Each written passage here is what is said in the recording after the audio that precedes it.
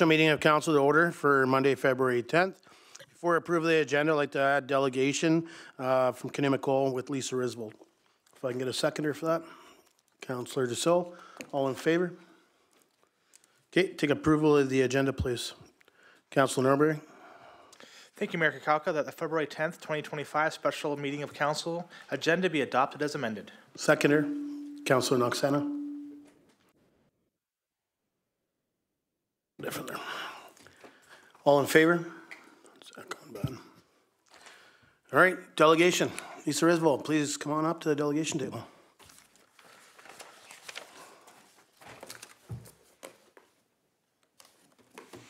Excuse me.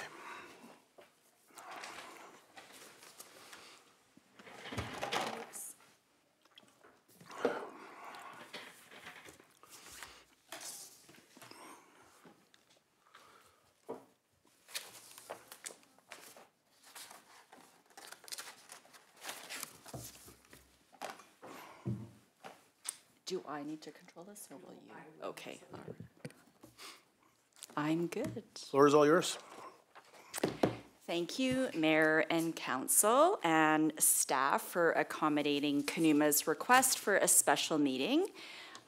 Today, I'm here to share information about the Coal Land Reserve and our request. I'd first like to thank the District of Tumbler Ridge for their ongoing commitment to work with Canuma on the restart of the Quintet mine, and look forward continuing to work together on that process and the eventual restart of PRC. And I'll note with a tremendous amount of urgency you and your staff work with us. So we certainly appreciate the work that Lisa Scott, Jesse Olson, and Karen Curry have done to better understand the history of the Coal Land Reserve 100642. And I'll just add that we do appreciate the work that Lisa did to lead the engagement with the Wolverine Nordic Mountain Society, Geopark, Visitor Information Centre, Tumbler Ridge Museum, and the Government of BC and their Recreation and Trails Group. And we never take the support for granted. So our request is to amend the Coal Land Reserve 1001642 in support of the Quintet Mine restart and the PRC restart. The two figures on the screen, they show the Quintet Mine permitted area, which for Mount Babcock area, which is the yellow polygon. And then it also shows the Coal Land Reserve in the bottom of the figure.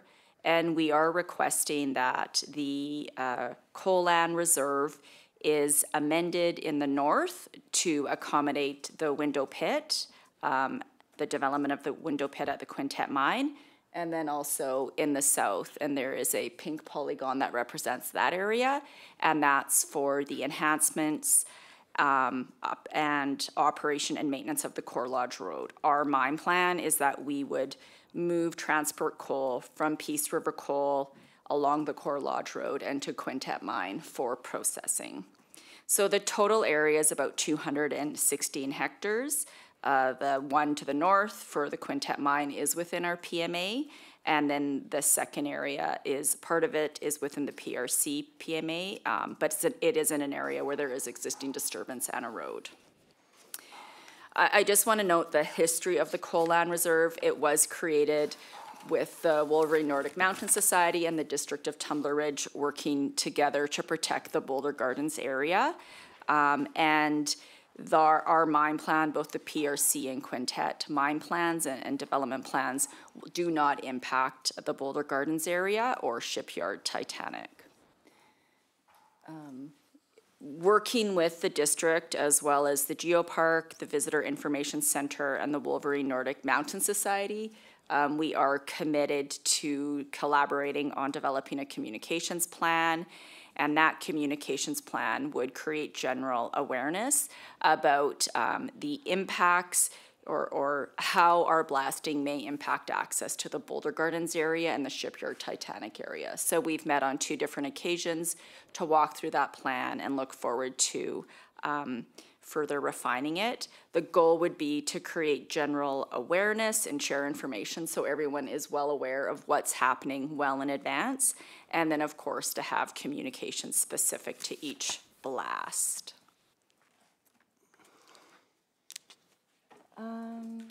And I'm speaking to blasting because this is really the impact of our mine operations on the Boulder Gardens area and the shipyard Titanic. So during peak season, we would commit to sweep the trail prior to each blast, as well as set up blast guards. We'd have an audible horn that would be heard, so for folks using the trail, they would know. And again, we'd have blast guards at access points. So it would be similar to the process that we used when we were doing construction on the Canusio Road. It would be, our goal is to minimize the period of time in which we are impacting access, and that will be our goal while we're operating Quintet.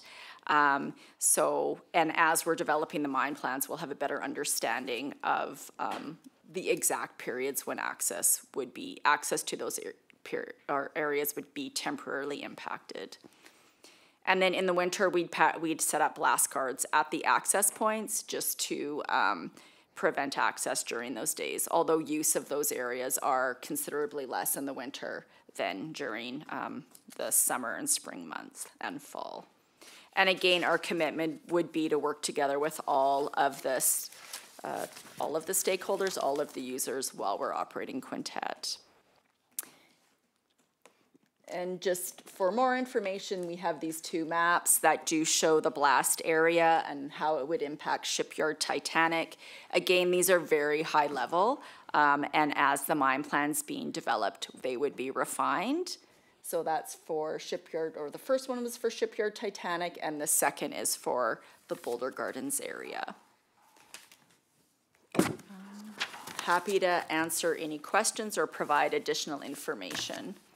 Perfect. Thank you very much, Lisa, for coming in and giving us an update on what the proposal is. Any questions from council? Council Julik. Hey, Lisa, thanks. When you talk about the trail to be swept, what does that entail? Like, what do you think that looks like? Yeah, so what that means is before we blast, we need to ensure that there's no users on the trail. So some of the things that we're talking about is before users get into the, before you get to the area, we would have gates or a communication system so folks can let us know that they're going on that trail. But actually blasting it, we would send Canuma personnel out.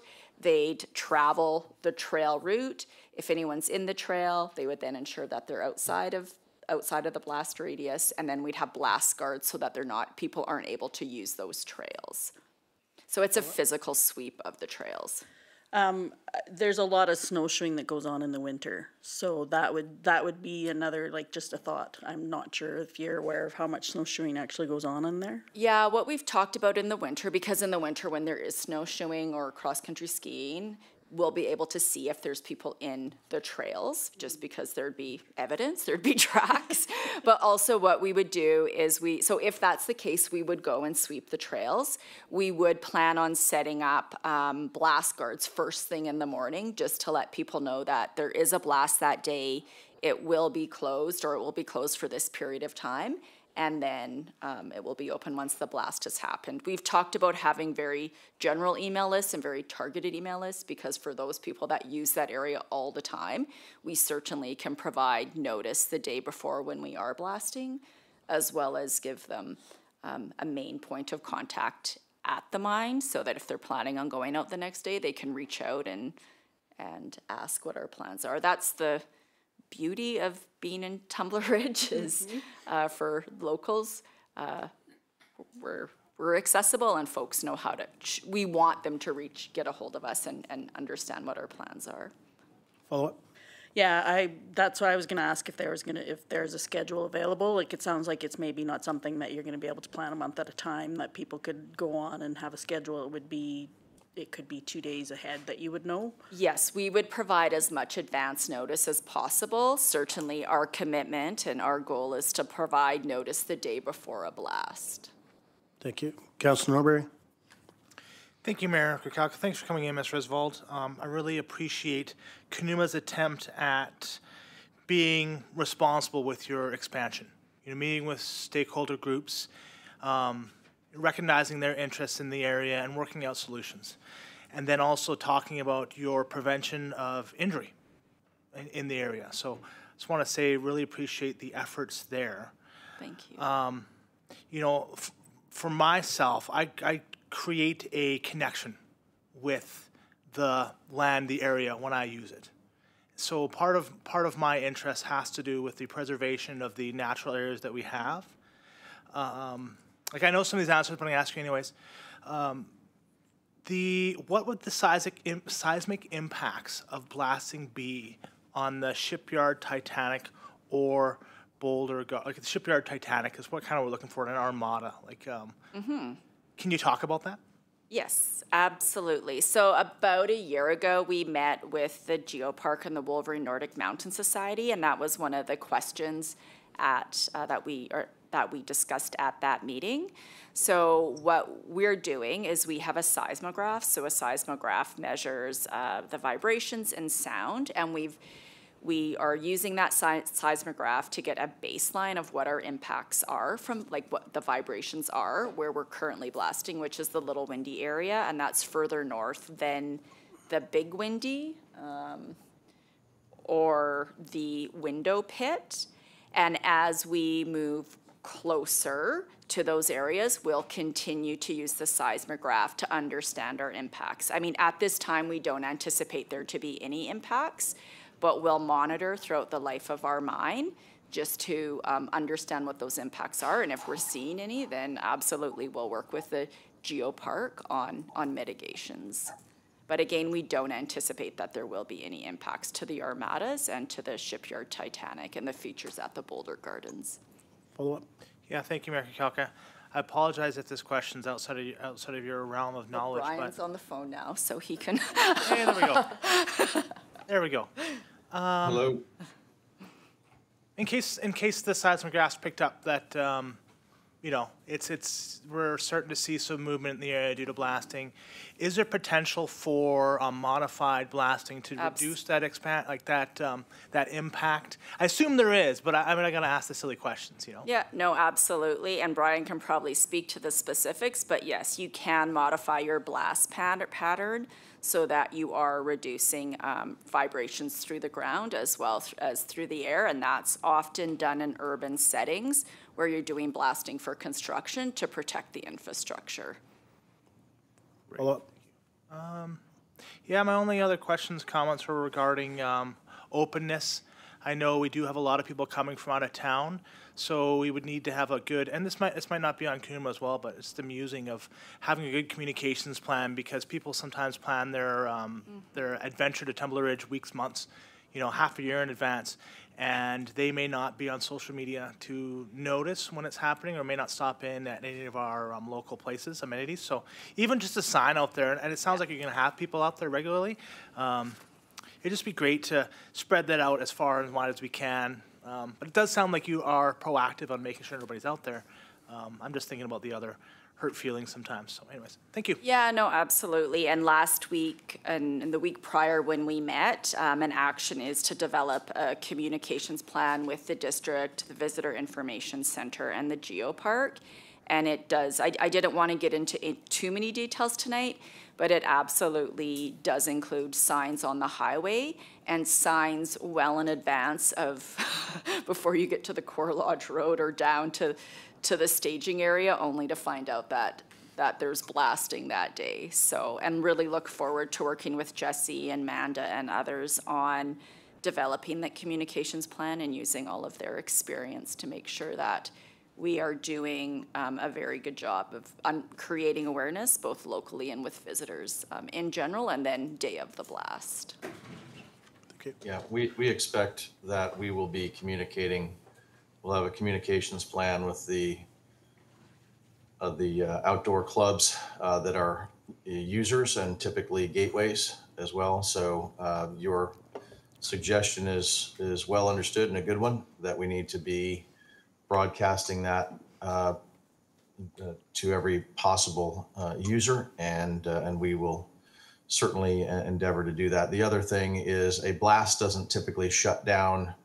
I mean, the most immediate concern to the public is fly rock from a blast, and so you have to clear an area, and then after blast is done and everything has been made safe, the all clear is given and you can start using the park again.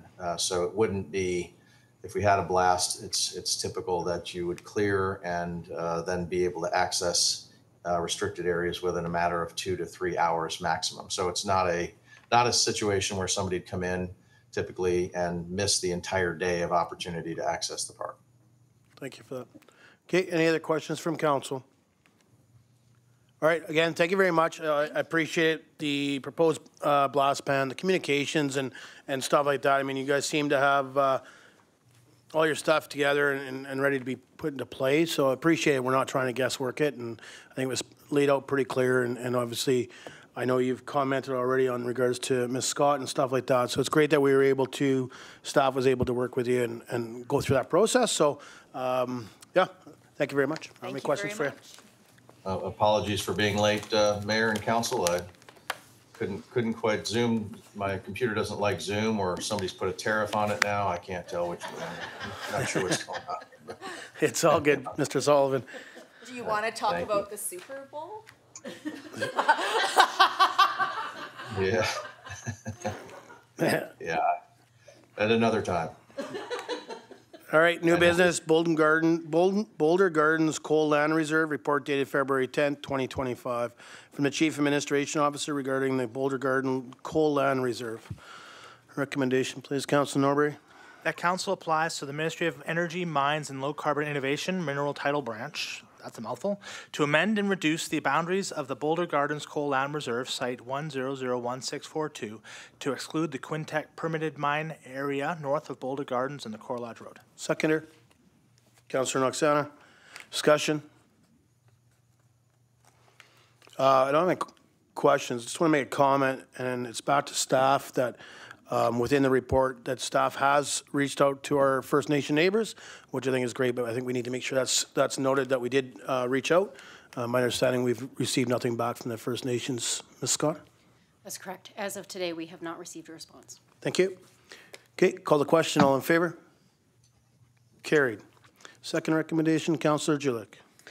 That the District of Tumbler Ridge provide a letter to the Ministry of Energy, Mines, and Low Carbon Innovation, Major Mines Office, with a copy to Conuma Resources Limited to inform them that the District of Tumbler Ridge has passed a motion to amend and reduce the boundaries of the Boulder Gardens Coal Land Reserve, which has been impacting mine permit approvals. Seconder, Councillor Noxana. Discussion. Just a comment, appreciate that motion being there. I think anything we can do when it comes to permitting and getting that in front of the government, making sure they understand where the DTR sits, I think it helps in regards to Emily and stuff like that from Canuma's side. So I think it's a great idea. Okay, going to call the question. All in favor? Carried. Take adjournment, please. Councillor Noxana. That the February 10th, 2025 special meeting of council be adjourned. Seconder, Councillor Dussault. All in favor? Carried.